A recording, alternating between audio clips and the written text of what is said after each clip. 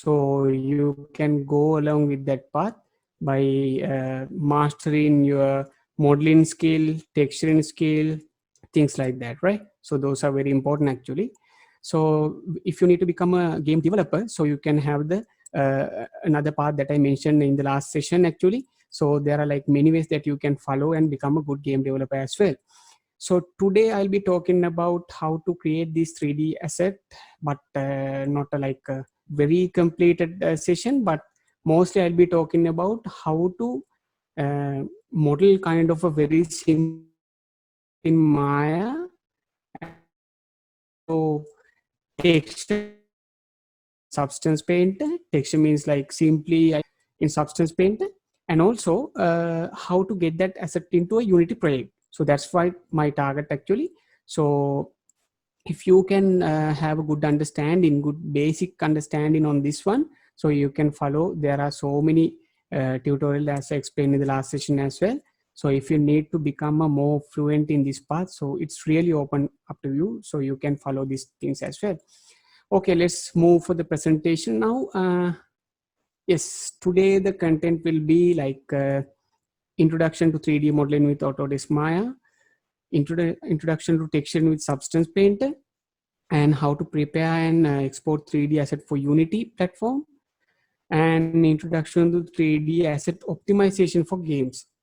Actually, the main very important part is the last one, how to optimize this asset, because there are so many ways that we can optimize the 3D assets. But today I'll be talking about a very important method, right?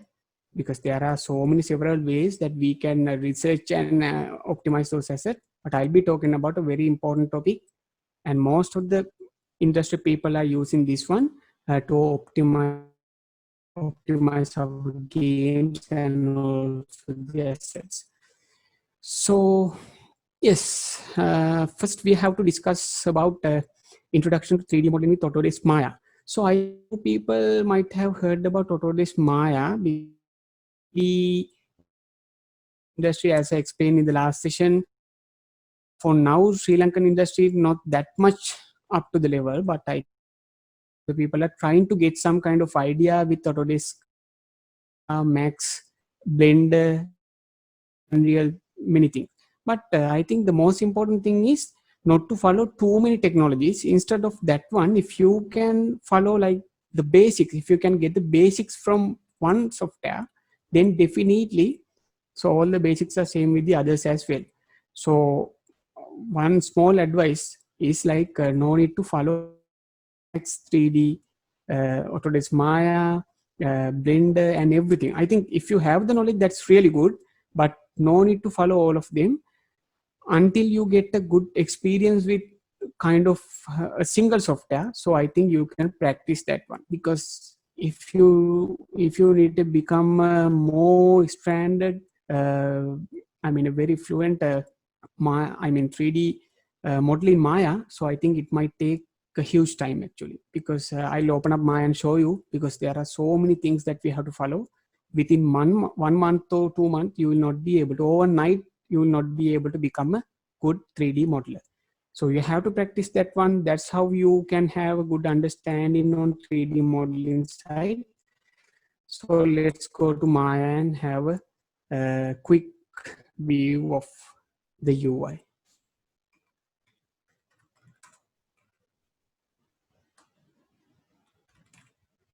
Right. So I have installed Maya 2019. So I'll open up Maya and show you what are the basic components of Maya. So I think most of your laptops can handle Maya for now, because there is a light version as well. So, and also no need to download any kind of, there are some student versions of Maya as well. So you can use them, university students. So you can simply download Maya from the official site and use that one. So this is basically Maya has as the starting UI. Yes, and also confirm you can.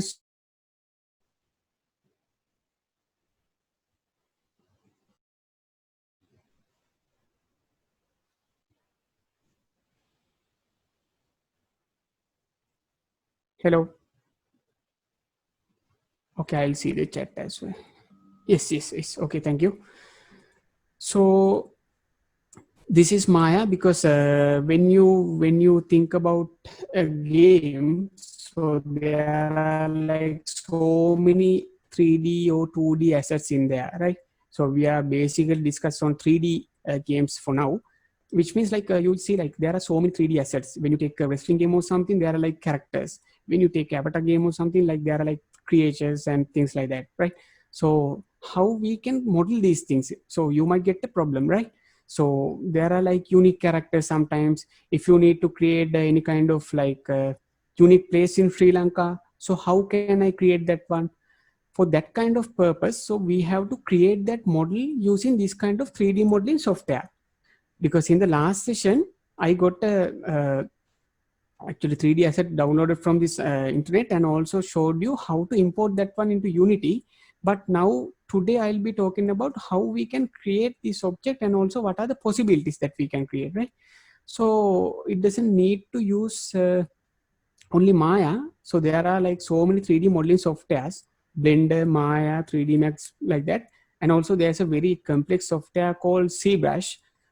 Mostly people are using ZBrush for like sculpting things.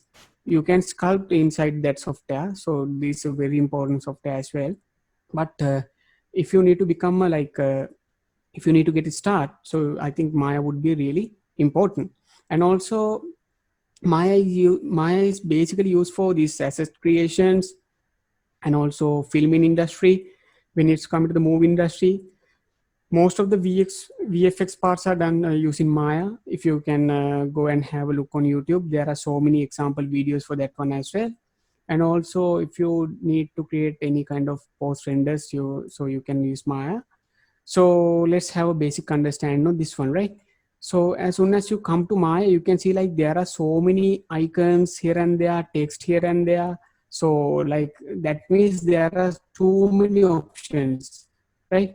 When you come into this sub area, you can see like there are like curves and surfaces, polymodeling, sculpting, rigging, animations, rendering. There are so many various kind of parts in Maya that we can handle inside Maya, right? So if you need to create the simulation, I mean water simulation, you can do it in Maya.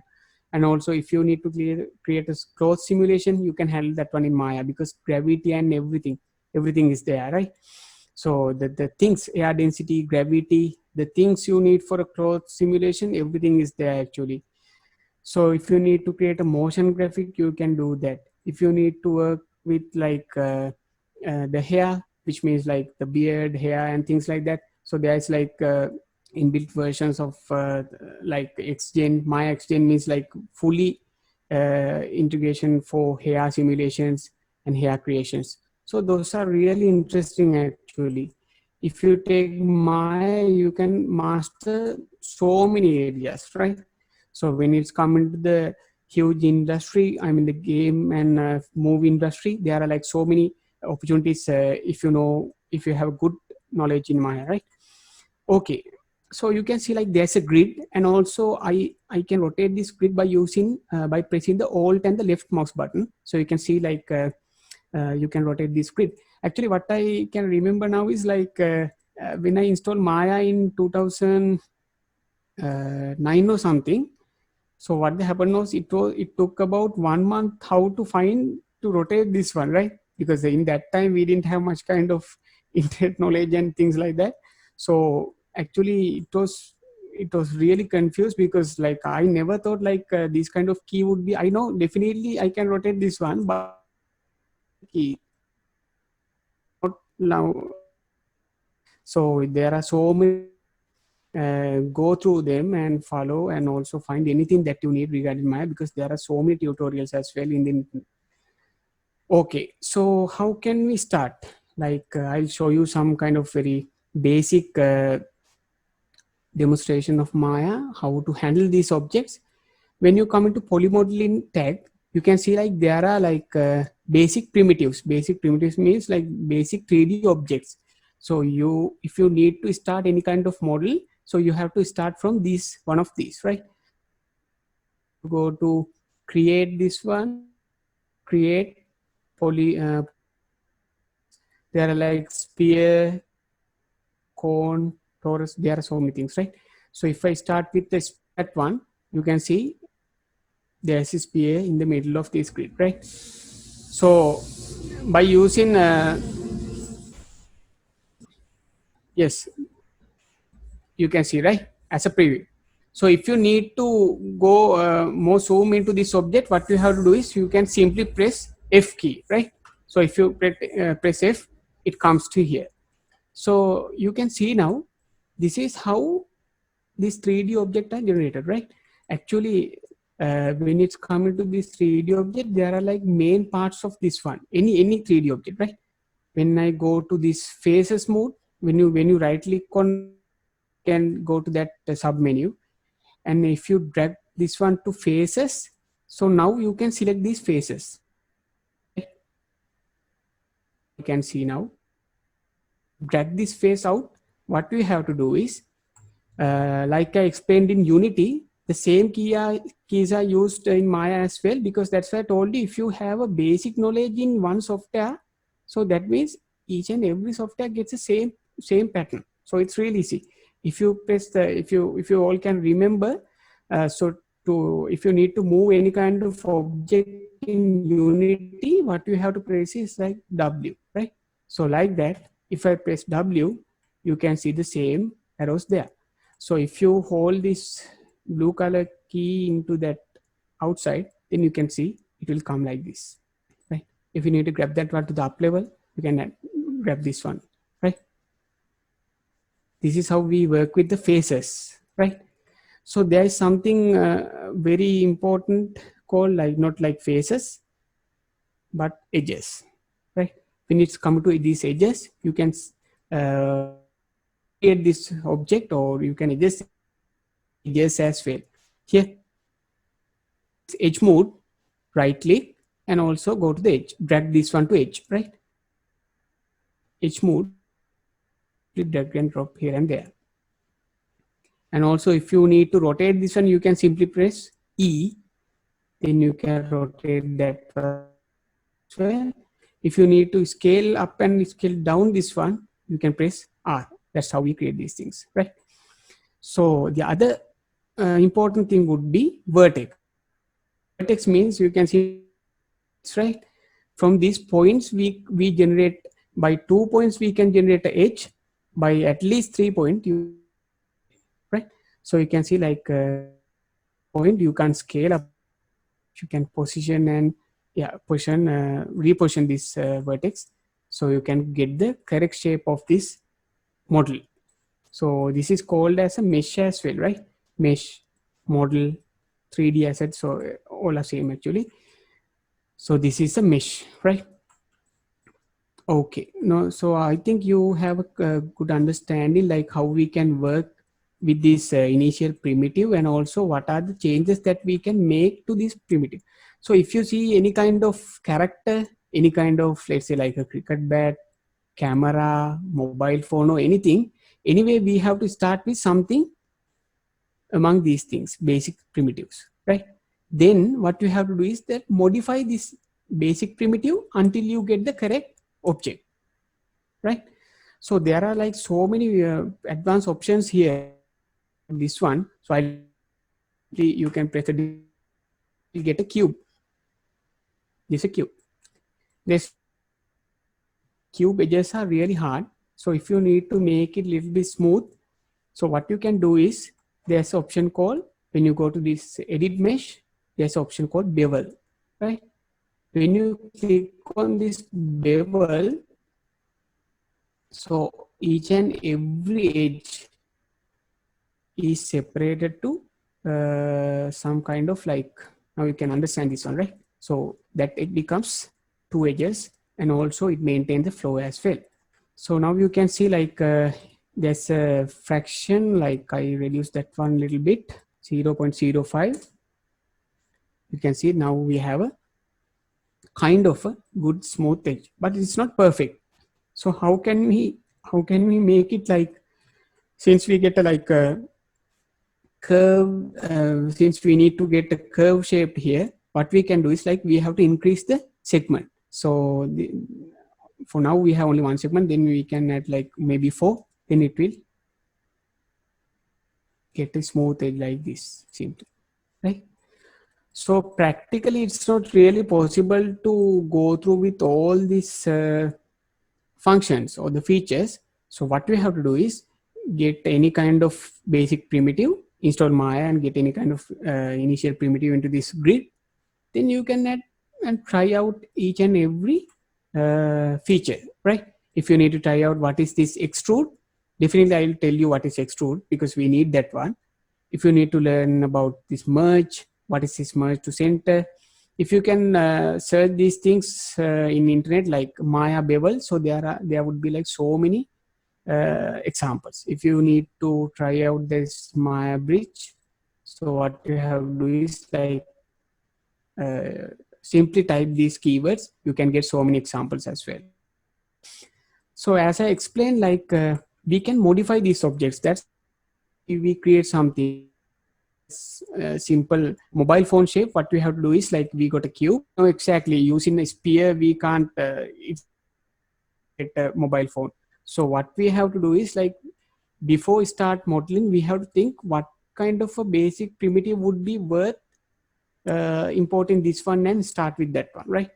So I think this kind of cube would be okay. So then I can like scale up these things. And also if you become a more good 3D modeler with Maya, then you can import some reference images to this plane as well. Then you can modify this object on top of that one. So that would be very easy, because other than that, we don't know how much I should drag on this way or like that. But if you have a good eye, definitely by seeing the images, you can take some scale into your mind and then start modeling, right? So there are some certain peoples as well.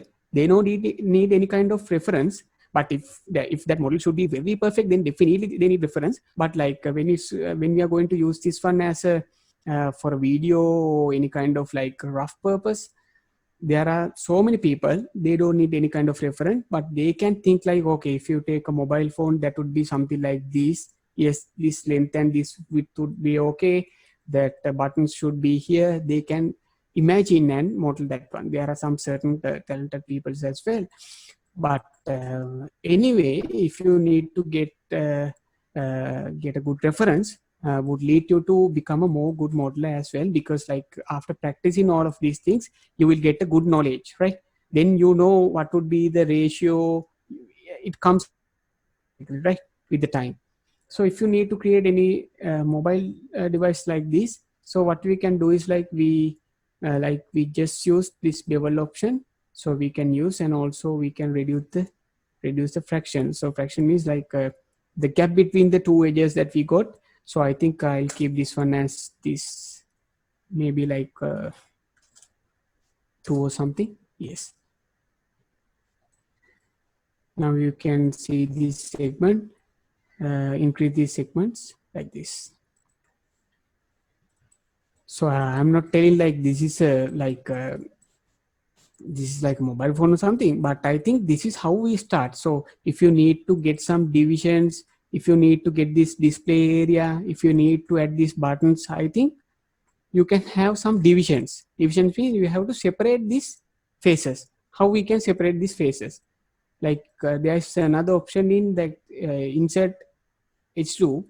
In this one, you can have 3 options. Relative distance from edge means you can add any kind of edge loop. This is what we call as like, because it goes continuously. You can find the end place and starting place of this, and that's why we call them as edge loop, right? So you can add any kind of division from here. Let's say like from here, then you can consider this edge as a this line as a edge. So if you need to get this multiple edge loop, so we can say like number of edge loops. I selected that one as 7. On that one, it will come like this, right? And also I'll add another edge loop like this. So don't actually worry about these operations, right? Because there are so many ways that we can identify and also get some reference for these things. So don't worry about that one. So now we have divided that model into these kind of phases, number of phases. So then we have to go to the phases mode. What you have to do is like, if you need to come to this normal object mode, then what you have to do is right click, then object mode. If you need to select any kind of phases, you can see like in object mode, we can't select any face or edge or vertex, right? So if you need to select any kind of face, what you have to do is right click and drag that one to the face. Then you can select faces, right? Then again, you can go to the object mode. If you need to go to the vertex mode, right click and drag that one to vertex, right? Then you can change this vertex. So as an example, I'll do like this. Like this, you can do anything like what you need, right? Okay, so those are the very basic things when it's come to modeling. And also if you can go through these all the operations and what is this extrude, I'll teach you about the extrude as well. Let's say like you need to get this face on top of this faces like this. If you can select this face and also go to the extrude option, then what you can do is you can drag this face into the outside, right? Now you can see like yes, now this face has been extruded. And also we can use the same technique to send it back to the inside, right? Let's say let's go to the extrude, and also we can put it like this, right? You can see like if you need to create any kind of model like this, so there are like so many options that you can perform on it, right? Let's say like you have any concerns.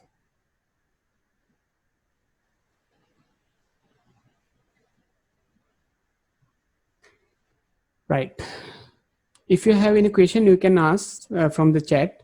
I think that it's really okay because if somebody is trying to install Maya, or if somebody has a question like what kind of software would be very important since you are a beginner. If you are a beginner, so I think I can give you some tips as well. So if you are a beginner, I think better to go with Blender as well, because nowadays it's really open source software. So nowadays most of the people trying to learn Blender as well, because the reason for taking Maya is like I've been using Maya for long, so that's why I got Maya. So I continuously I'm doing modeling with Maya, so that's why I got this one, right?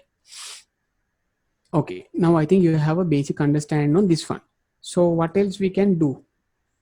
So like let's model in a dice, 3D dice with Autodesk Maya, right? So I have a nice flow in this presentation as well, so that I can explain about the optimizations and things like that. That's why I started from that one, because like other than that, you'll not be able to grab something from this session. So that's why I needed like if you can get kind of proper knowledge in a very simple area. So that's what actually I need, right? Okay, let's model a 3D dice with Autodesk Maya. And also let's think like we are going to use that dice in the gaming purposes as well. Firstly, we don't need to think about that optimization things. Instead of that one, we can like go through with what we know, right? Which means like you can use any technique, no need to think about this poly count and things like that. So I'll give you a brief introduction on poly count as well. So no need to think about that one. First, we can use any number of polygons, and let's create a dice, 3D dice, right? Yes, there is a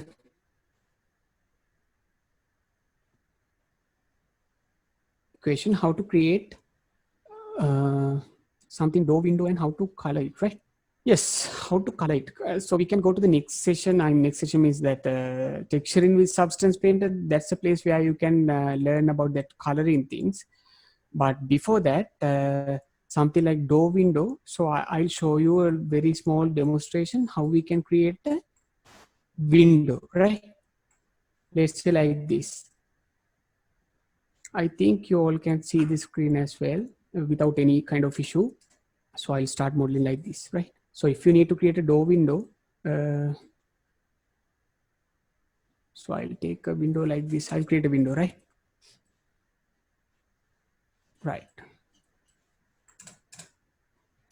And also there, I should say like there are like four views, like the top view, side view, and another side view, and also the 3D view, right? So if someone need to go to that view, what you have to press is like space key. When you press the space key, it will go to that particular view. If you need to go to this top view, what you have to do is like take the cursor into this top view and also hit the space. It automatically change that view, right? Right. So it's really easy actually. Right. So then like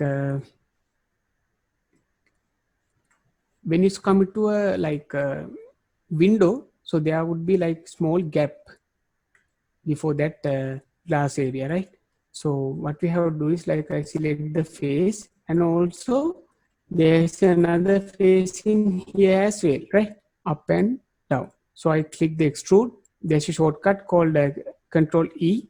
Then you can see now it's okay to extrude. Now I increase the offset like this. Yes.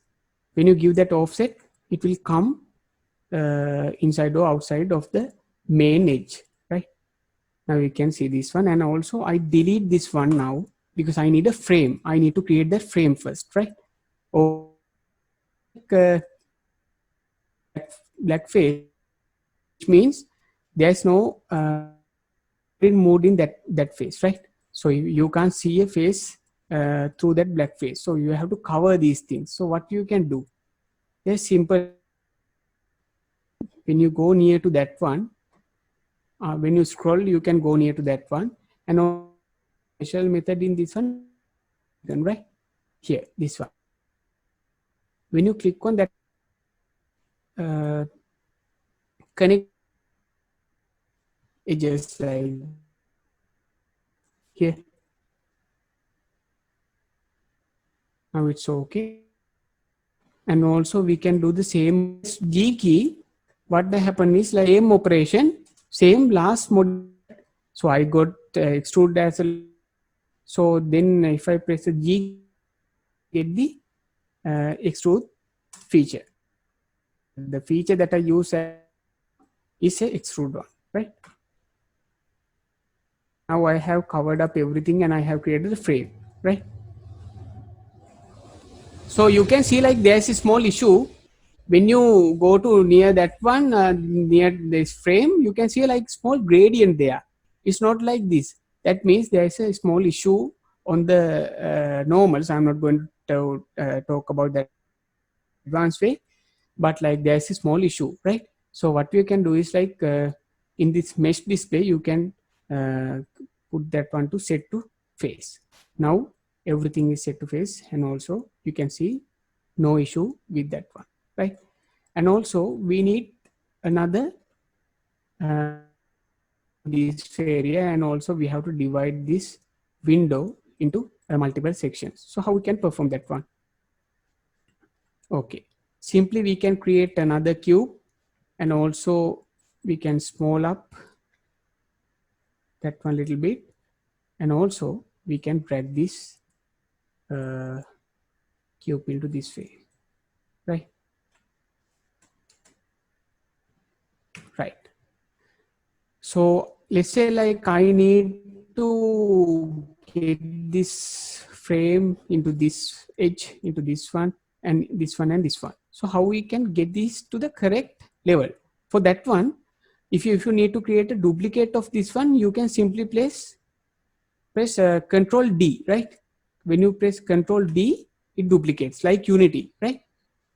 And also, it's really hard to keep that one with align with this edge, right? You can see now align with this grid level. We don't know whether it's going to be aligned with this one or not exactly, right? For that one, there are like several options. The one option would be like when you go to this icon, what you can do is you can see the wireframe of this object. Wireframe means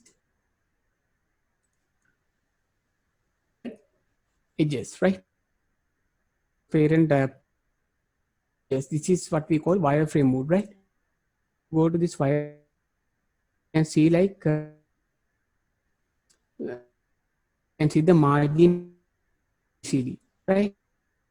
Actually not sure pointing this one. For that one, what you have can simply, when you press X, you square become the circle. Then you can click and drop cube anywhere. Then it always snaps to the grid, right? It's really easy. If you need to snap this one to the grid edge, so what you have to do is like press X and also, so it always see the grid lines. It's so I create another duplicate and also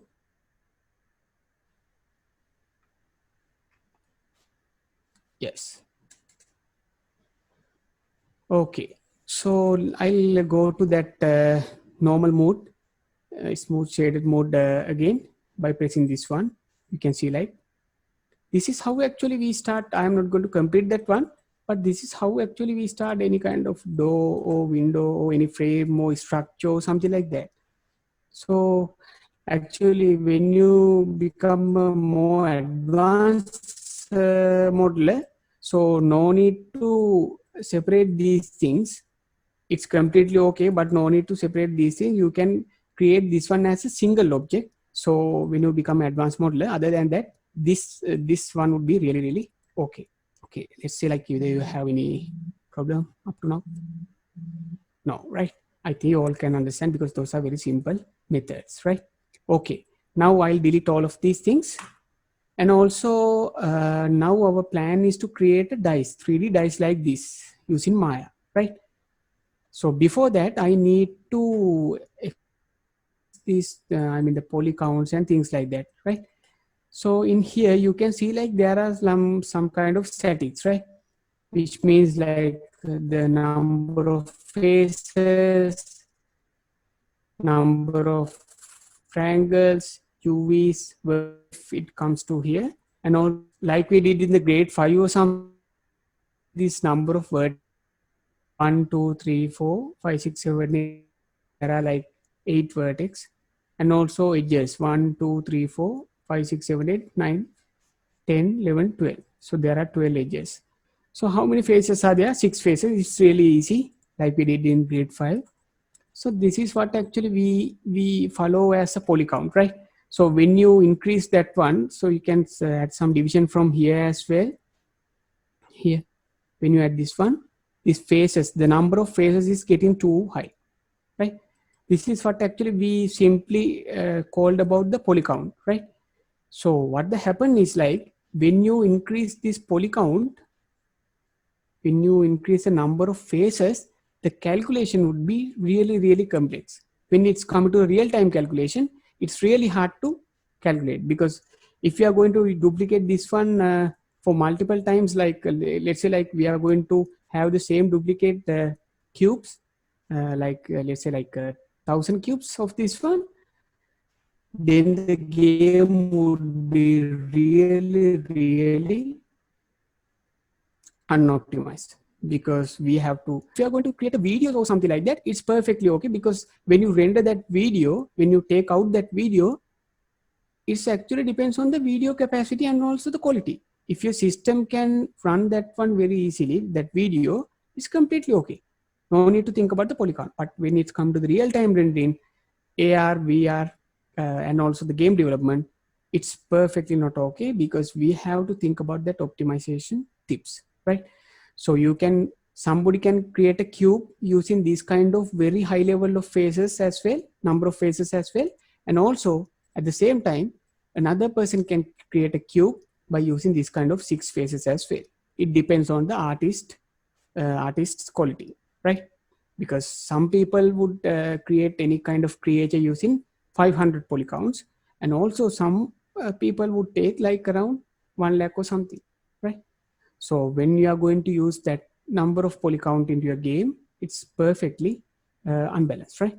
Okay, now I'm going to create a dice without thinking about any kind of polycount, right? Let's create a dice.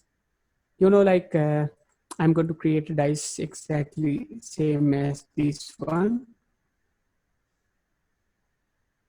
And see that one. So that I can have this kind of extruded dots, right? Okay, what we can do is like I add 7 as a subdivision levels, and also now we can see we can add add these kind of dots in each and every way, because 1 to 6 there should be a pattern. I think you all have seen a dice, so I think no need to explain about that one. So the reason for taking 7 is like we can simply add these patterns using this number of faces, right? So let's start. Okay, let's start. So we need 1, 2, 3, 4, 5, and 6, right? Okay, let's start from 1. So what we have to do is simply go to the face mode and select this one face. There should be 1, right?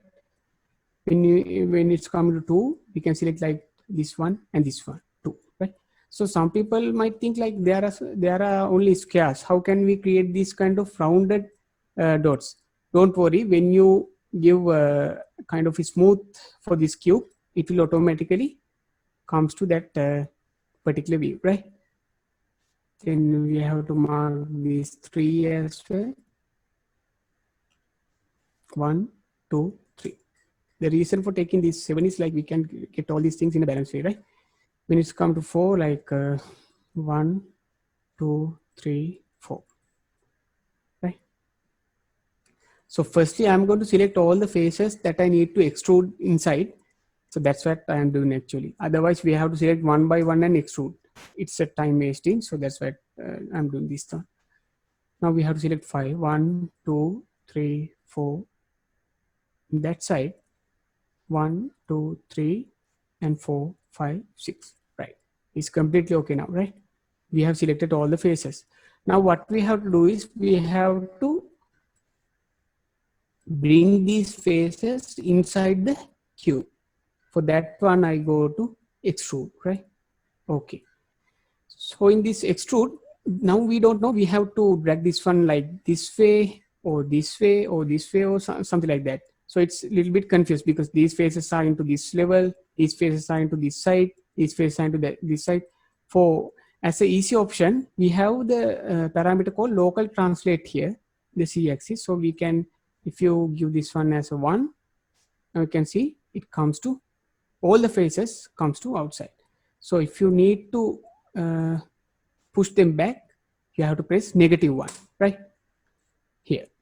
Now I think the DP is too long, so that's why I take 0.03 or something like that, or maybe like 4. Yeah, this one would be really okay, right? Right. So when you press, this is a very special option called smooth. If you need to have a preview of that smooth, what you have to do is like press the 3. I mean press the keypad number 3, right? When you press that one, so these square type shapes become circles. But the problem is you can see like these hard edges are gone, right? So what we have to do is simply we can bevel this hard edge so that we can maintain all the hard edge as it is, right? So for that one, we have to select these edges. So right click, go to edges, double click on that one, this one. Now we are going to select all the outside edges, right? When you double click on that one, if you get any kind of loop in that particular edge area, you can select that one very easily, right? No need to select one by one. If you double click on that one, if that system can find any kind of, now I have selected this one, and also I'll bevel this one, right? Okay, now it's too, it's not the way that we need, so we have to reduce the size of the fraction. Now I put that one as a 0.05 502, right? And also I give another segment as well, like 2. 3 edges are there, right?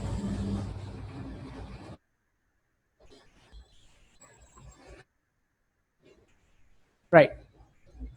Now if I press the keypad number 3, now all the edges, all the outside edges are maintained by the tool. Now we can, this is a preview of the smooth version. Now we have exactly smooth all of these things now. Okay, right.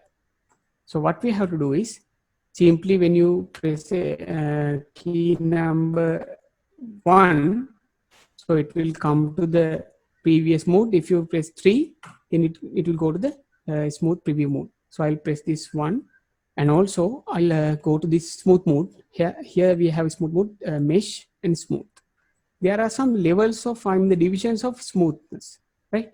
Which means you can see still we have like kind of not a very smooth looking of these circles, or else these points. So we have to increase this number of divisions in that one, which means like, let's say like we are using 2, it will come like this.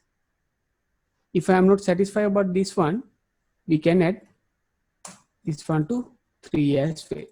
Now everything is perfect, but not the poly count. You can see like there are so many, very huge number of faces count, 36,480, right? So you can see like if you are going to use these kind of assets in your game, definitely it would be damaged by the system, and also no one will be able to play that one as well, right? So I'm not thinking about that one for now. I think this would be okay. So I rename this cube as my high poly cube, or else that dice. That's enough. Okay, this is my dice, right? Okay, so our next plan is actually import this object into Unity. Okay, so for that one, I'm not going to texture this one. Instead of that one, we can simply that this one to Unity, and that is how I can explain this optimization perfectly. That's why I told you I'm not going to texture this one, and also I'm not going to explain about UVs. I think if someone has in my last session, I think they can understand. Like I talk about something called Unity, so that's a very UV. That's a very important topic. So I'll be talking about that one today, right? Okay. Now, if you need to export this asset to Unity, what you have to do is you can simply go to the file and call export selection. In that export selection tool, you have selected, right? Export, simply go to desktop. So I have created Unity webinar synchronization folder. In this one, I put that one as a dice. So there are like so many, not actually so many, like there are some ways that we can export this object into Unity. There are like formats. From Maya, you can have, there are many ways that we can export any kind of Unity. We highly recommend use OBJ format or FBX format, right? So these formats Unity can understand. Other than that, no need to export in these kind of formats. Don't export that in that way.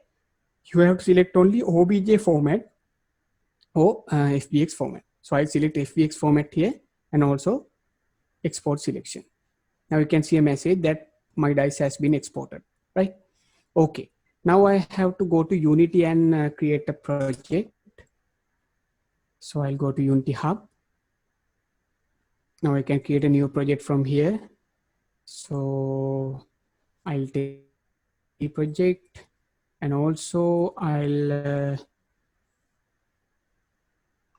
give the location of this one into second session and 3D asset creation as my name. Right. Now we have to wait until Unity creates a new project for us. Then we can simply add this FBX object into Unity. Then let's see what happened to that one, right? So if I get time, I'll texture this one as well, but you will realize how difficult to texture them is those kind of assets because of that high, very high poly count. When you take very high poly count, so it's really difficult to texture those things, and also really difficult to animate those things, and also in so many ways it's really difficult to handle those objects. But someone would ask, like, are there any kind of advantage if you use this kind of high poly count? Yes, there are like advantages, because like when you are going to optimize this asset, let's say like first you can see like everything is there by the mesh, by the faces. So there are no any kind of fake effect, right? So everything is there, right? But when you are going to work with the optimizations, there are so many fake things, right? So it always going to cheat our eyes, not than that, right? So if you take any kind of like as an example, if you need to create a circuit panel or something, what you can do is like if you are going to create circuit items one by one, it will take a like huge high poly count.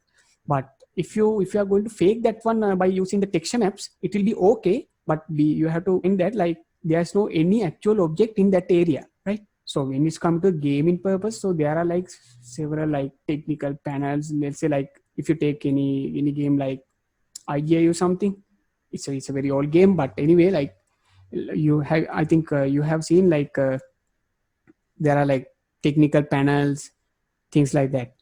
So if you are going to create each and every micro detail by the mesh, will not be able to play that game in our laptops, right? So instead of that one, while maintain the quality of the game, so we have to use these kind of fake methods. That's how we optimize our game, right?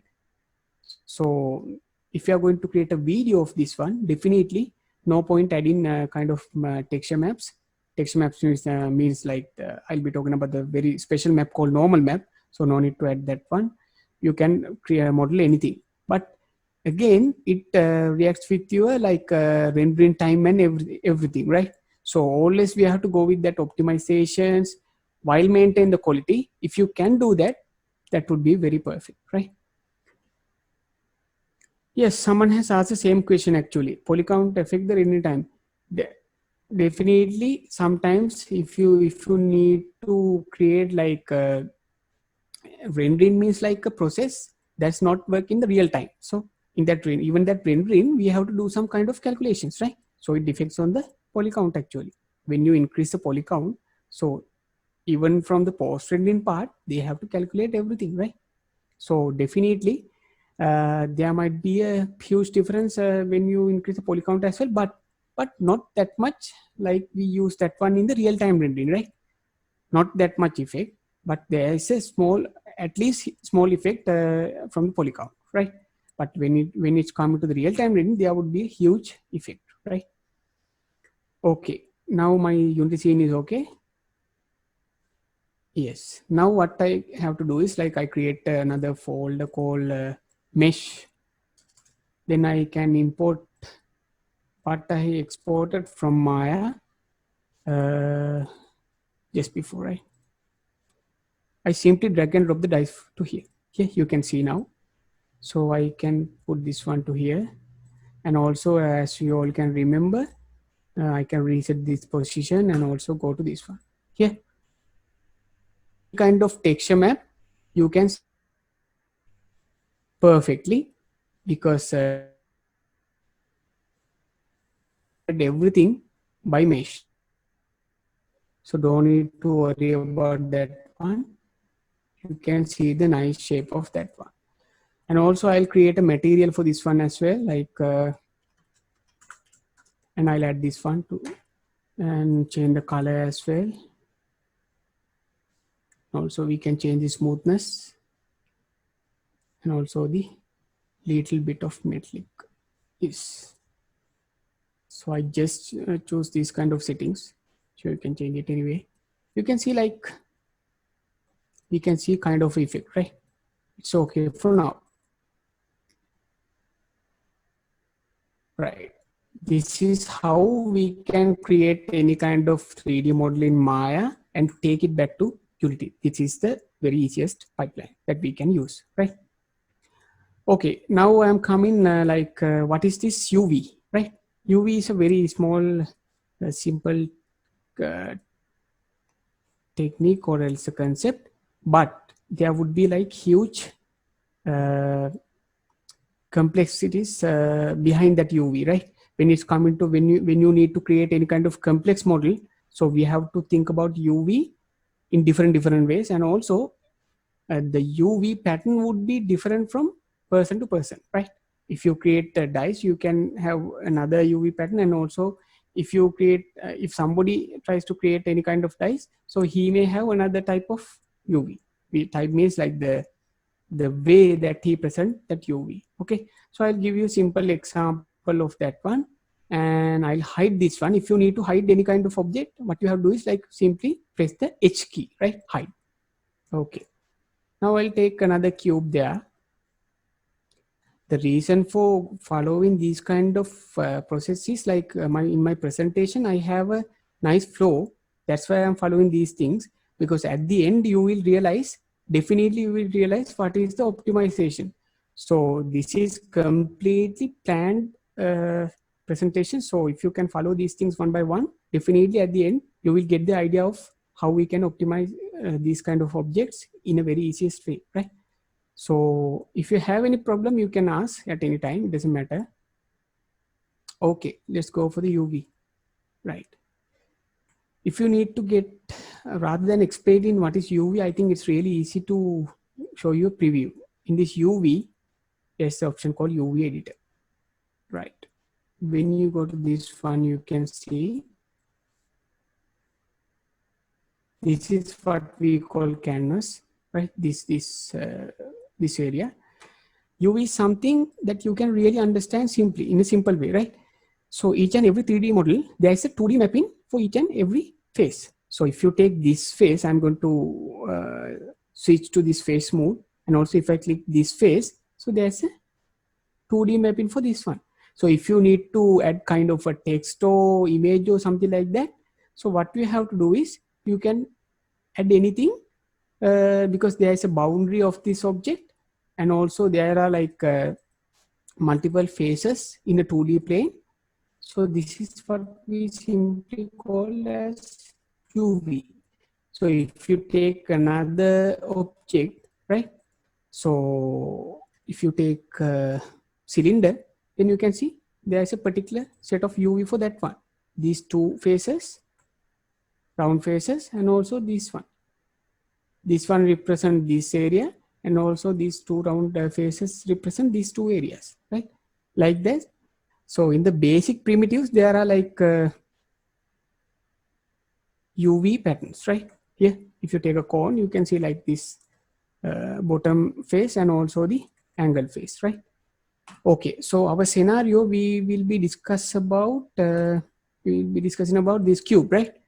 Okay.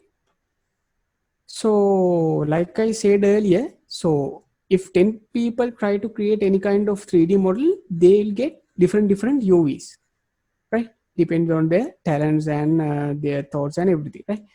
So there are like multiple, this is what you call UV shell. And also in this one, we can have these faces as well. So if somebody needs to get this face away from this one, yeah, you can change this one. Then the mapping would be changed as well, right? So as a simple example, I'll take this one. If you need to add any kind of image to this one, what we have to do is in Maya, we have to click this one, right click. There's an option called assign new material. I'll give this one as a blend material. Here you can see we can add a color as well, and also we can add any kind of image as well. I simply click on this one. Then you can select the image there, file, then again to the file, and I'll take this image to that one, right? Open. Still you can't see the image. To see that one, you have to press this texture mode on icon. Here you can see now our texture is mapped into this one, but it's not a perfect, right? It's not a perfect one because we haven't mapped this one perfectly. When it's coming to this one, when you click on this cube, you can see like these are the mapping areas, right? So when you click on this face, you can see the particular images are there, particular objects are there, right? Here, let's say like you need to cover up this area like this way. You can see pin is getting changed. See the changes of this image as well.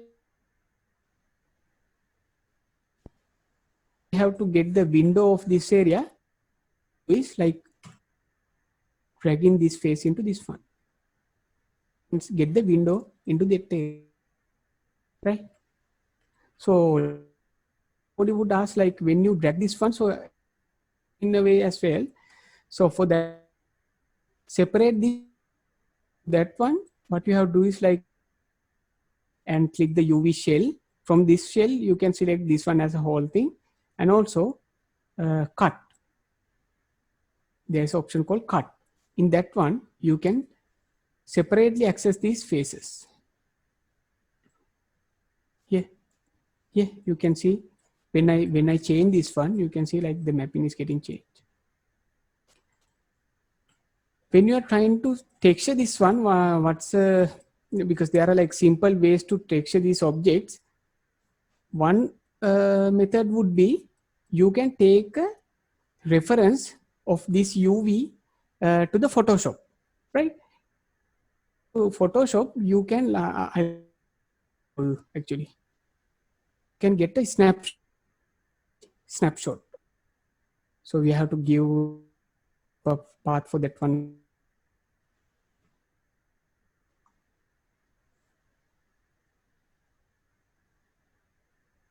Okay, I'll rename this. Apply and close. So when you go, you can see get that UV to Photoshop. Be anything because it's like, so we can add another layer and background color so perfectly. Not perfectly, I think you can so what you can do if you need to add any, so these boxes and you can say like this, and also this one,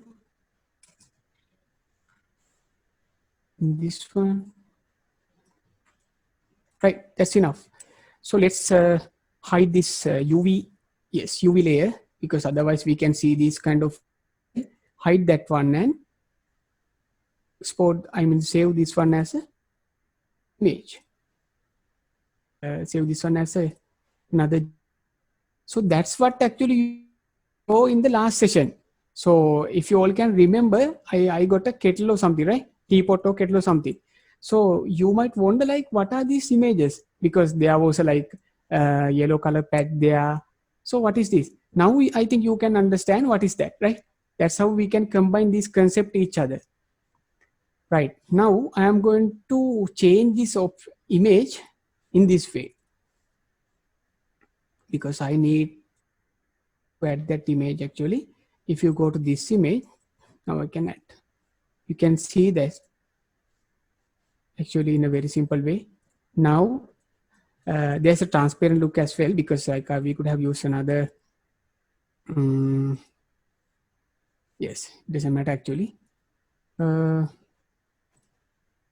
The reason behind that is like we have used that one for the transparent section. That's why we have to use that one for color, right? So I'll get another new material for that one. And also we can add this here. You can see it perfectly. That's how, if you need to add any kind of logo into this cube, any information, any line or something, you can add, because there's a logical way. No need to think about that one more and more, right? I think you have clear idea now, because I didn't think like I should teach this one as well, but I was trying to go with Substance Painter, but I thought, I got a chance to tell about this one as well.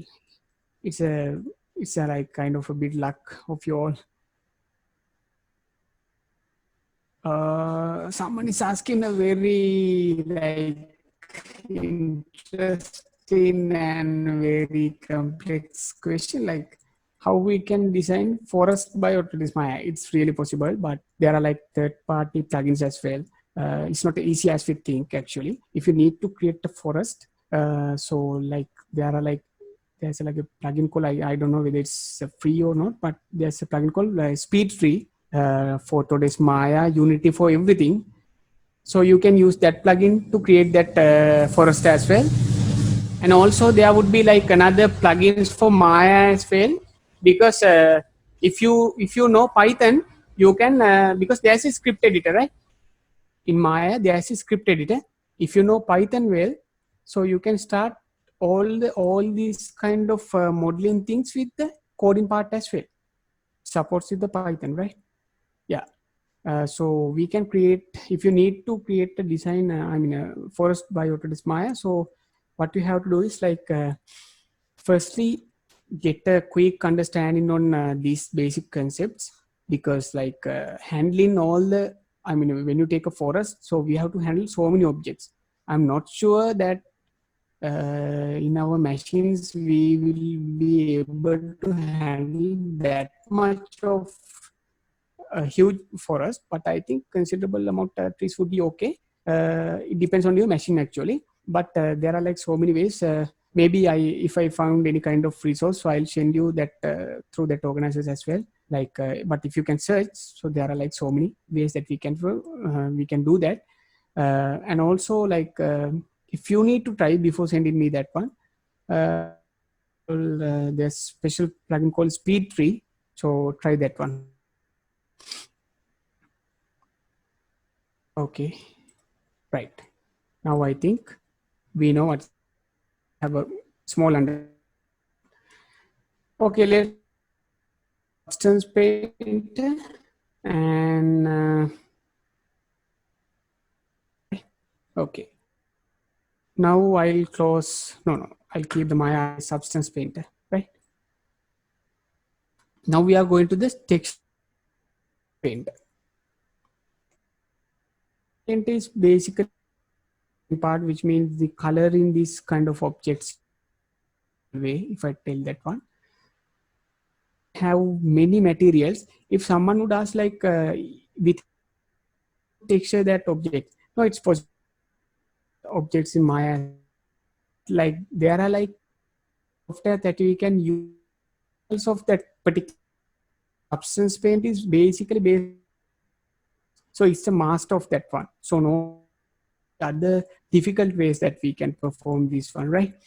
So we can model any kind of object from Maya, and also while handling the animations in Maya, you can texture and get all the texture maps to Maya back.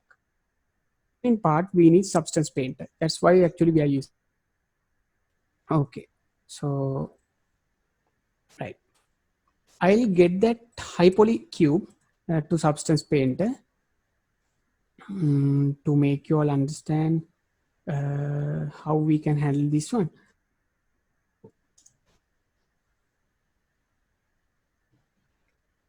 Right.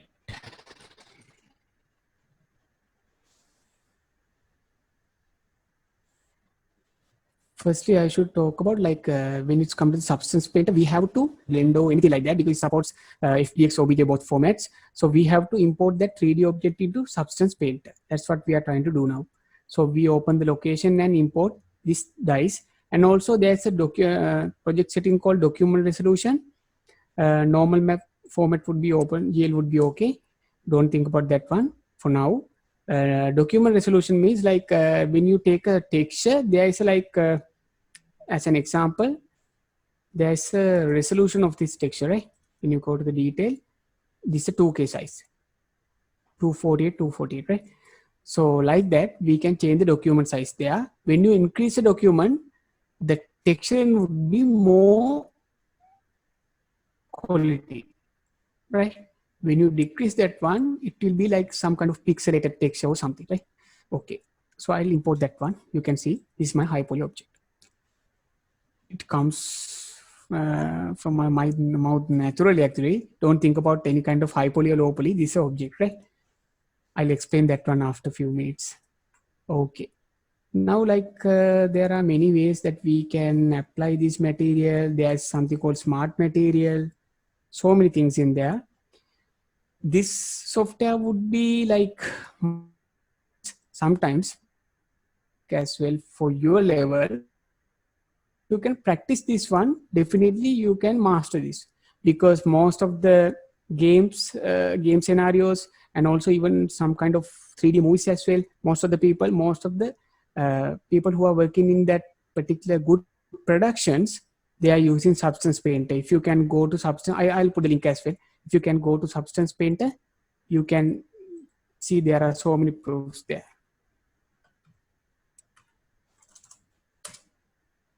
Yes, this one, I'll put this link in the chat as well.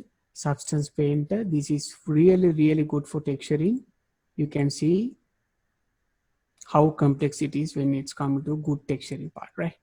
It's not a small easy software as you think. If you just if you now can see this texture method, you can see how we can paint this one in a very realistic way. So I give that link to everyone. Okay, so I think you all have access now. You can go and check it.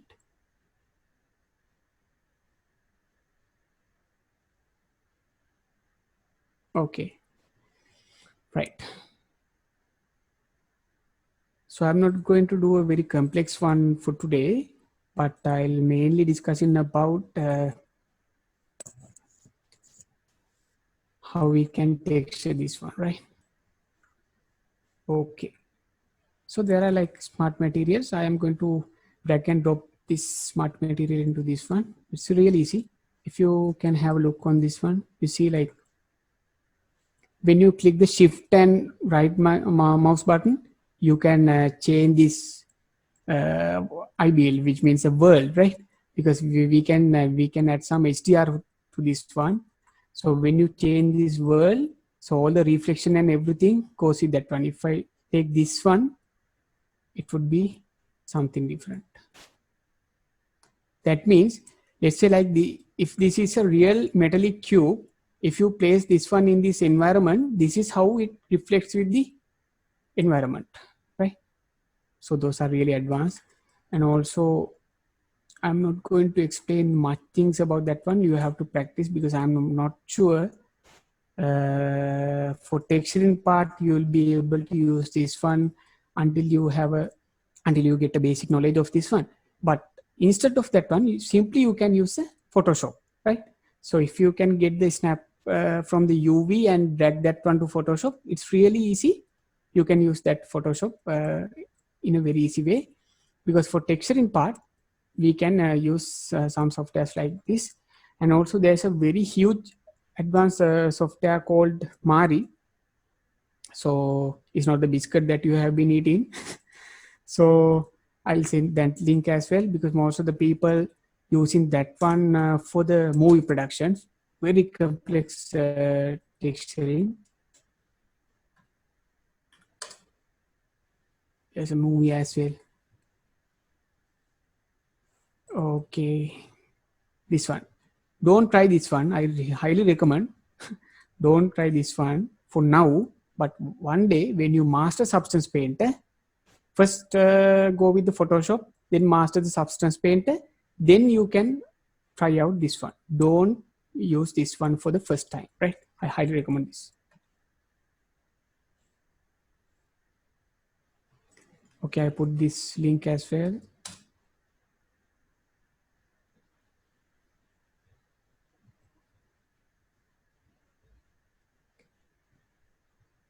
Okay.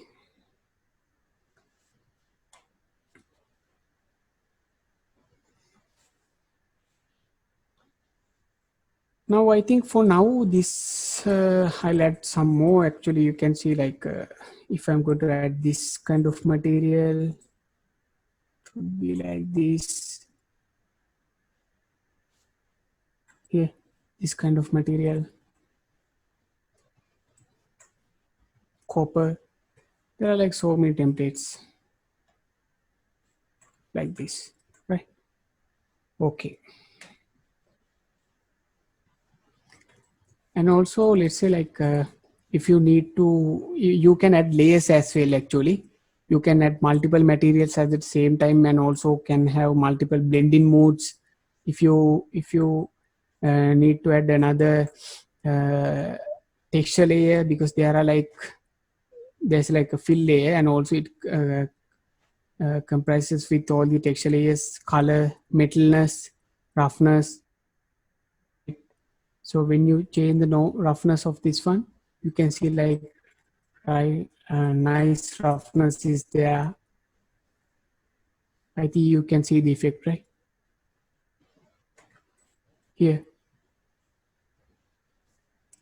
And also there are like let's say like you are going to add another smart material like this. Here you can see kind of a grid surface, and also there's something called smart mask. Drop this smart mask to that material. Uh, it always try to get the combinations of those. Will not be able to see that one perfectly with that material, but if you're going to use something like this, you might be able to use that smart mask for that one. uh, yes, you can have multiple layers, and also if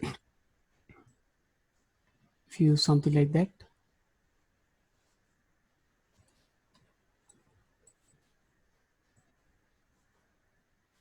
you can see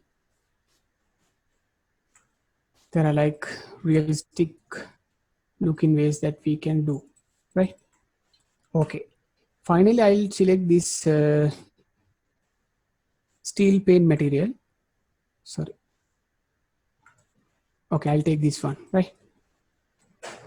This is my material, and also now I am going to export that textures from this one to Unity. So how we can use this Substance Paint to export those materials, right? Sorry, textures. The way is like when you go to File, and also I'll do small changes as well. If you like, I can create a color layer there, so we can add any kind of color like this red color. So, and also I'm going to add another black mask there as well. For this black mask, you can any, for me it's like here predefined pattern, and also we can get a, you can drag and drop the pattern there, so you can increase the size of the brush as well. Now we can paint this here. If you need color like this, it's really easy.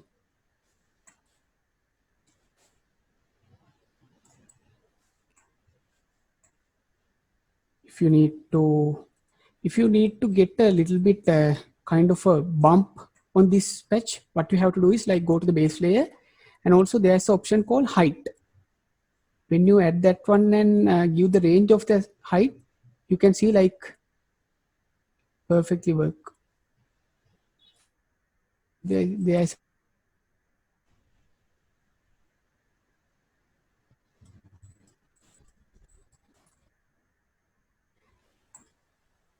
oh, we can have another smart black mask again. Right click and add the, so you can select any kind.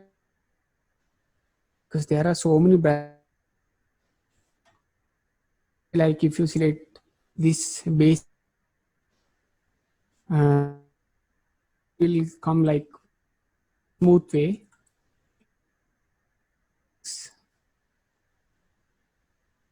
Everything will be there. So what you have to do is like practice like that. Okay, I think you have on what and do actually. There are so many advanced techniques, but time I'll not be able to. For now, as you start, I think this would be real. So how we textures now in the Unity. Now what we have export texture. Firstly, you have. So I'll give as dice textures. Right. I selected the four. Also, when you go to this, there are like so many that we can export the textures. You might have heard about Maya, Arnold, those different render techniques, right? Render plugins. For render plugins, render types, different types of textures.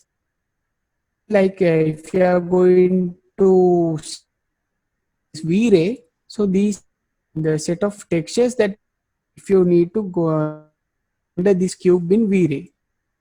If you need to Unity 4 version, you need these only these maps. So with Redshift, there's a rendering plugin. This one we need these kind of maps. Glossiness. If you go with like, there's a very dangerous name called Corona. It's another rendering engine. Not time. So in this one as well, we can use reflection, glossiness. Every render types.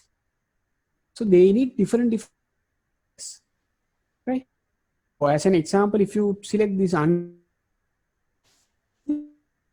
type of textures, anyway, we say in the 99% way, not you can get the same quality. I mean, the 100% quality when you use Arnold and all, there would be small changes.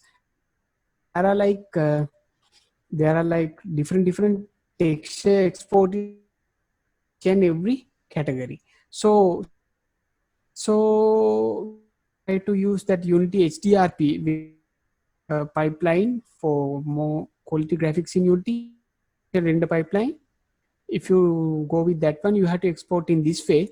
But since I'm using a standard pipeline, so I think we better to select this Unity 5 standard metallic template.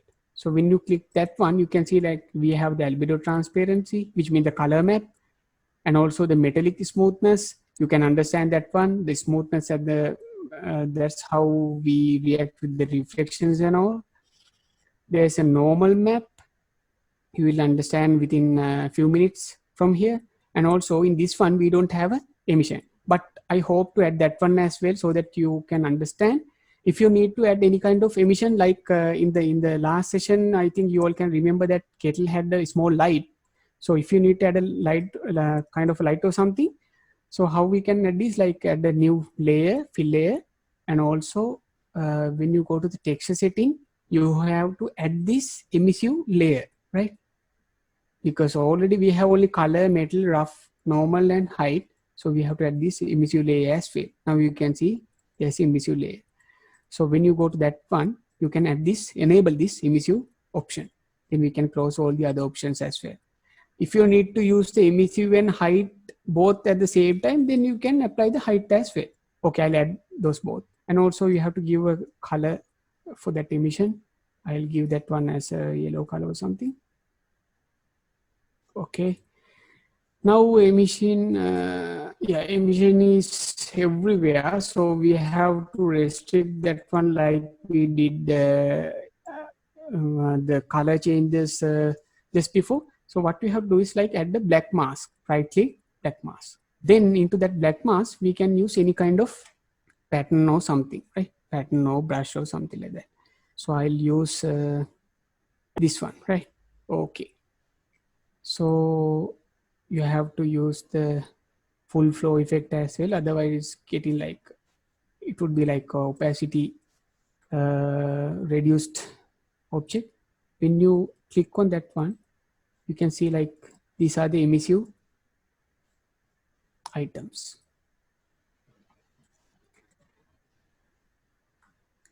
Here you can color as well. It doesn't matter. But if you need to get the height as well, then what you have to do is like increase the height from here. Here you can see a nice effect there, right? Right. So in Substance Painter, we can go to the render mode as well, because still we are in the painting mode. When you go to the render mode, so you can see this cube with the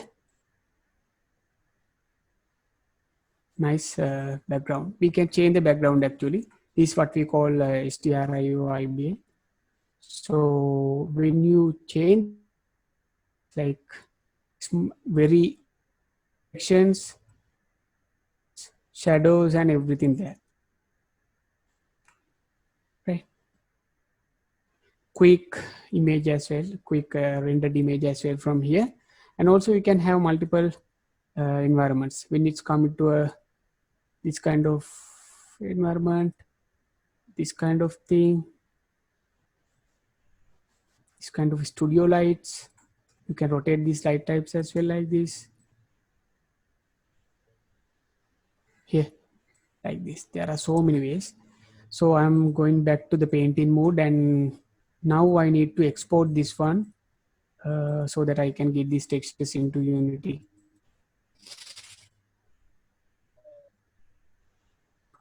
Okay. Because I tried to complete but I'm not sure whether I'll be able to cover everything. But for a basic start, this would be perfect. I'm pretty sure, because if you can follow these things, definitely you will get that one. So you can see the template from the configuration as I mentioned earlier, and also when you go to change this, so we are going with Unity metallic template. The document size, and you can just export the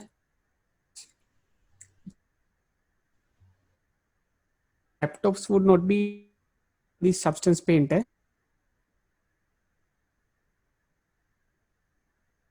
video something in your laptop or the NVIDIA, then definitely you can use the Substance Painter. Is my previous, it's really getting stuck. Some have a, you need to have RAM as well to run this one.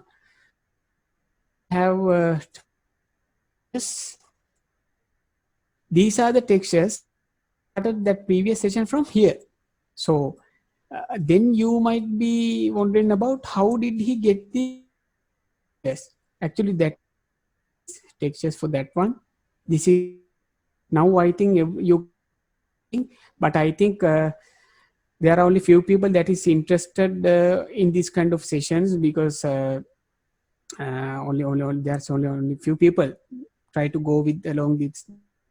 So think I mean if there are any with like attention, they all can understand, and also they find this pipeline in a very good. Now I think so many problems, and also when it's coming to this texture exporting part, right? Now what I'm going to do is like simply just into, right, now we can add these textures into this. So how can there's a name as well, your transparency goes emission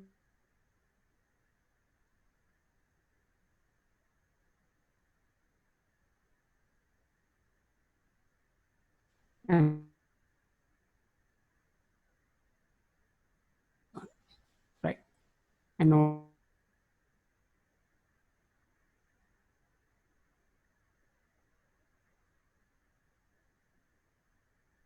same view in this one.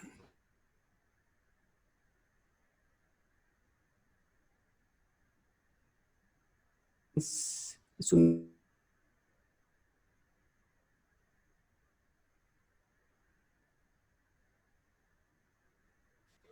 now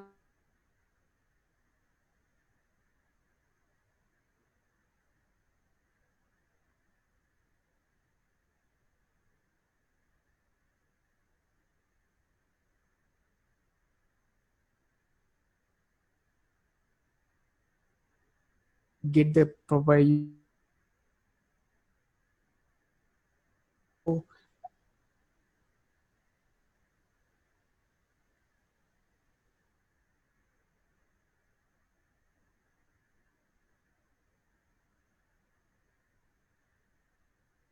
tutorials for that one, as difficult to find that kind of proper tutorial for that one. And also, without thinking about the poly count object in Maya and get that object into Unity with the help of Substance Painter regarding texturing part. Now you have a clear understanding of that one. At least you can try this one before thinking about the optimizations. At least you can try this one, because like it always helps you to create that Substance Painter through Unity, or else Unity. It's really easy. Right? Optimizations.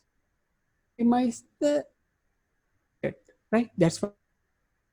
So you all can see like it's a high poly object. High poly object means like there are so many polygons in that one. There's a low poly object with 1542 polygons. In that one, more than 3 lakhs, right? Polygons. So if you can get the, told you this normal map is too important.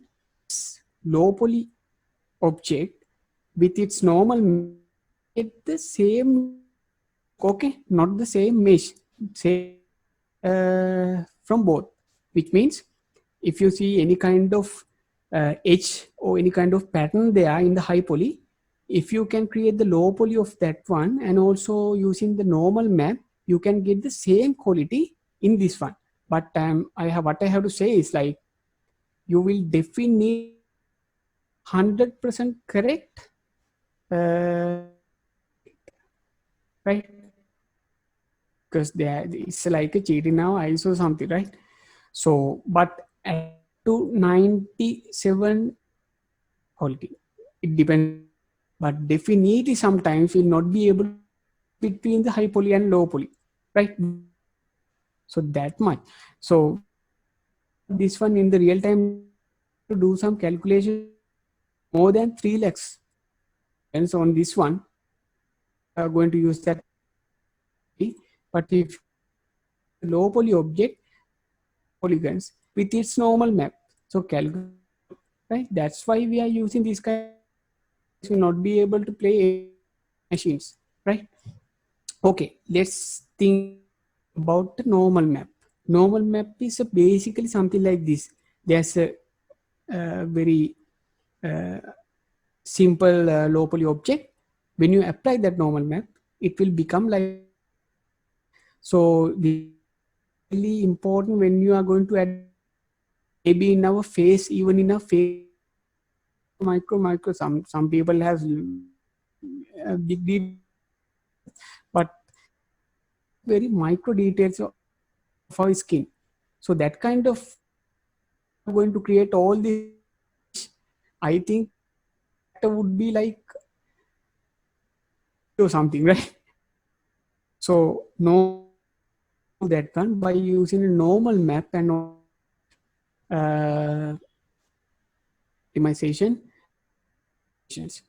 So what's a normal map? It's a taking the light of the bumps and dents and the implementation of bump mapping. So there was older times the past time we use like something called bump mapping as well. Now it has become a normal mapping, and also it's used to add details without using more polygons. That's our basic target when you are working with the normal map actually. Now I'll show you how to do that with Substance Painter. The one reason for using Substance Painter would be because we have to talk about a very optimized, very special way that is called low poly, high poly baking. For that one, we need Substance Painter. There are some alternatives as well. And for now, you can try out that one. Okay, let's move to this one, and introduction to 3D assets optimization for games. Under let's optimize our create. How to do that? Okay, I'll show you a small demonstration for that one. So when I go back to Maya, you can see like if I get my dice again, you can see like this is a huge poly count, 36,480, right? It's a huge poly count. It's not suitable for games because since we are not using only this one, we have to use so many game objects.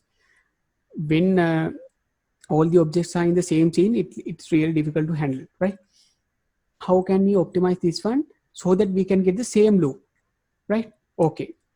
What we have to do is we have a technique called low poly and high poly baking.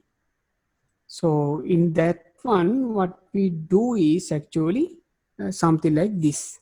We have a high poly and also we have a low poly pretty much aligned with that one, because there shouldn't be 100% aligned with these objects, but there should be like kind of a good matching with the object. If you can't bake object with a huge gap, right? When I show the example, you will understand that one. We have to create a low poly so that it looks same as the high poly, but no need to add any kind of small bumps or small details, right?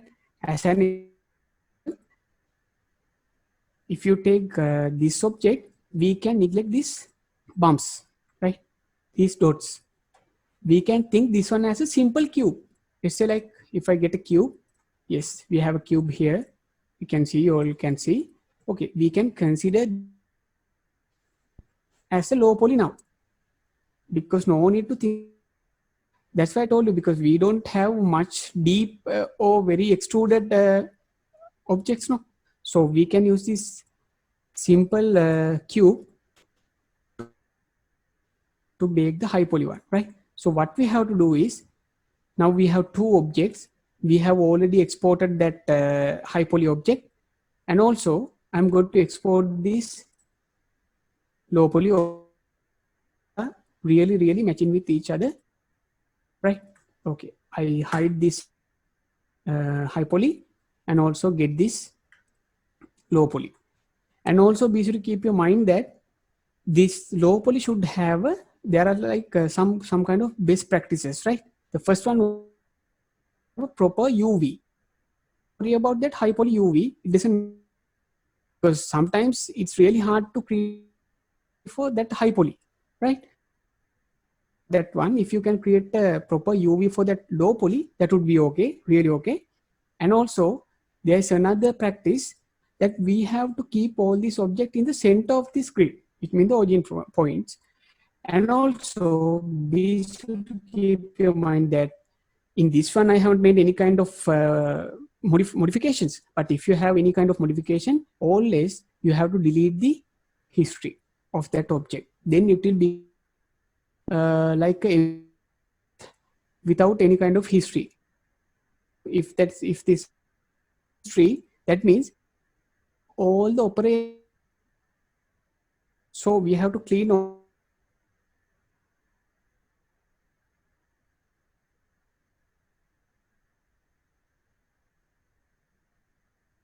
and also mind that when you get this one,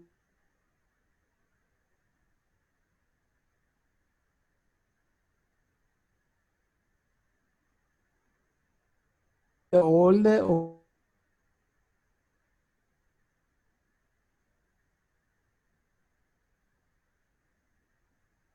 Now you can see the five or something, right? So let's say like we are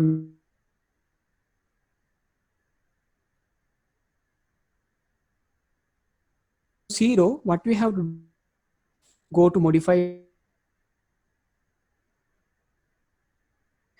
Okay, now this object as well.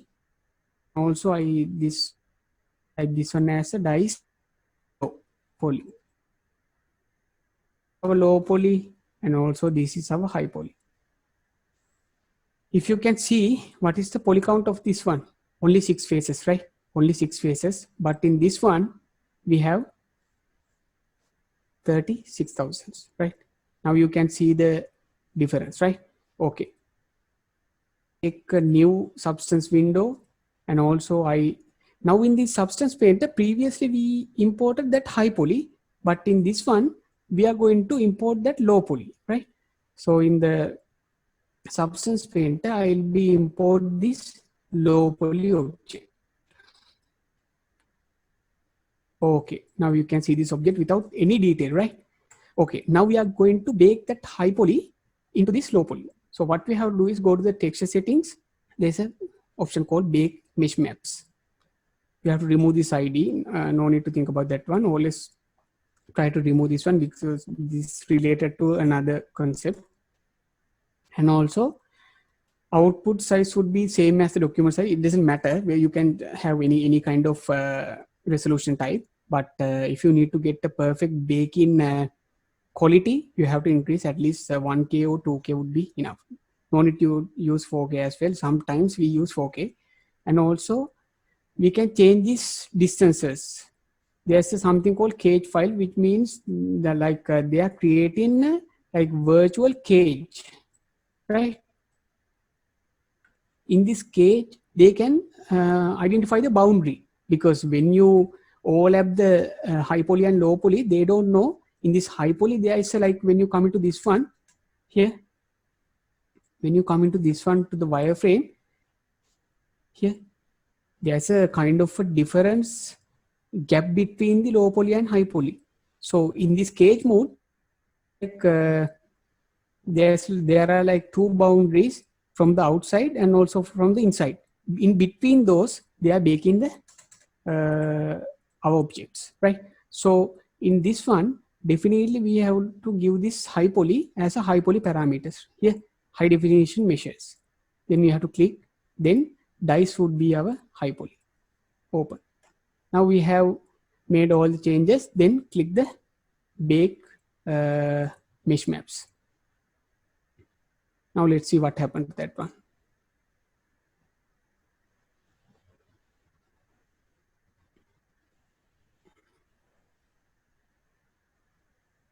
Okay. Now you all can see, you can find whether this is the high poly object or low poly object, right? This is like actually this substance painter always cheat in our eyes actually in this method, right? Because when you go to this level, you can see here, there's no any kind of mesh. Actually, that one is like fake in our eyes, right? Okay, we can use the same. Now it's perfect. Now we can see there's a particular normal map baked from the system. And also I'm going to use the same smart material for that one. You can see now it looks perfect. Now I'm going to export the maps as I mentioned earlier. So we have to go to that particular folder. I rename this one as baked maps. And also I select this Unity standard metallic and also export the maps. I was not going to add too much detail on that one. I just used only few, not emissive or something like that, because I just used only few materials there, smart material, because it depends on the artist. They can use any kind of material. The technique is there, but you can use it. So here I'm going to create textures. Then I bake maps, and also we never going to use this one. We always try to get. So this is the low poly one. We right. I can drop the low poly object. Okay. So real as well. Right. I put that one to there. Albedo. This is for metallic smoothness, and also this is for normal map. I think you all can see now. I think this is perfect than this one, right? Yes. That is how we can fake these things. But let's say like there are two artists called A and B or X and Y. One is going to make high poly like this. There's another artist called Y. He's making very low poly, and also the baking by using the baking techniques, he produced these kind of assets. So when it's coming to the gaming purpose, these kind of assets would be more perfect, and also these are the method that you should follow when you are creating any games. So I think you all can let's add this material for a while and see how it fits. Actually, we changed the UVs of that one. Otherwise, we could have used that material as well. I'll use this normal map for this one. Yeah, right.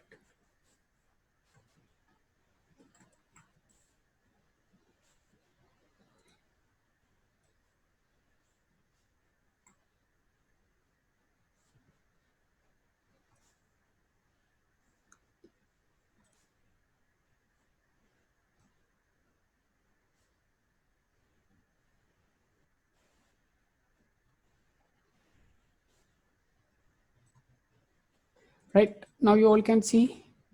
Uh, there's no any huge difference actually when I show this one before all of these things.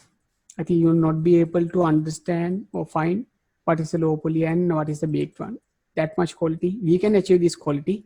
If you need to become a more powerful game designer, you have to follow these techniques. So being a 3D artist while developing a games is not that much easy from my experience, but we have to master both techniques while you mastering the 3D techniques, while you mastering the development skills as well. So for today, this is what I needed to explain to you all. I think thank you very much. I think you have if you have any problem or any kind like that, please contact me, contact our live room member through the organizers, and also have any kind of doubts finding the reference material.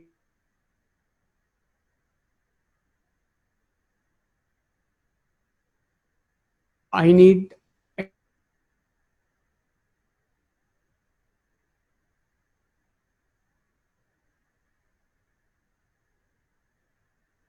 uh,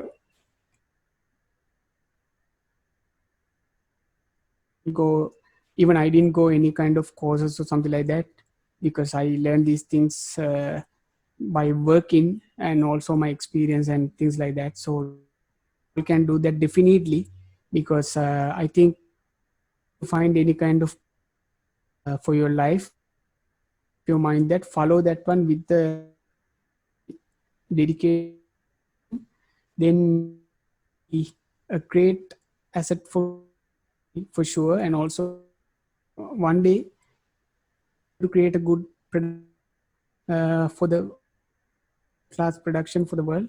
So I think from the Sri Lanka, we have to start this. So thank you very much.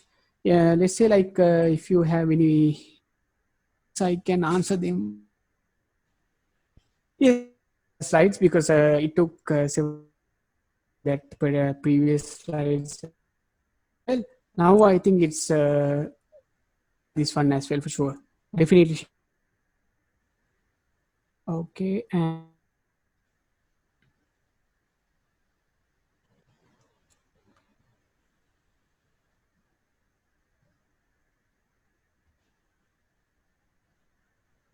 okay, someone is asking like about secondary maps. So you can use the same textures, but the effect would be, which means like you are creating a glass, the secondary map and a shade, right? Let's say like you are creating, would be, let's say like would be like some kind of water. So that's like a very abnormal if when that kind of you need to get a very kind of realistic look, how to add this normal detail albedo as well for that one. It's like adding some layers on the uh, so when you see a glass with the water, you can see like there's like a strange effect in that one, right? Situation you can use well. So yes, then I think it to wrap up this webinar. Uh, thank you from the team live room, because we always like to help you all you need. So thank you very much. It's really good pleasure with you all, and all some kind of, I think those seminars would be more important for you people. So thank you.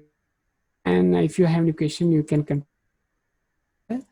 So thank you for with able to conduct a meeting like this. So thank you very much for all of them as well, and also for the from the entire team live room. I would like to thank the whole Jaffna University for organizing this kind of very important event for the students.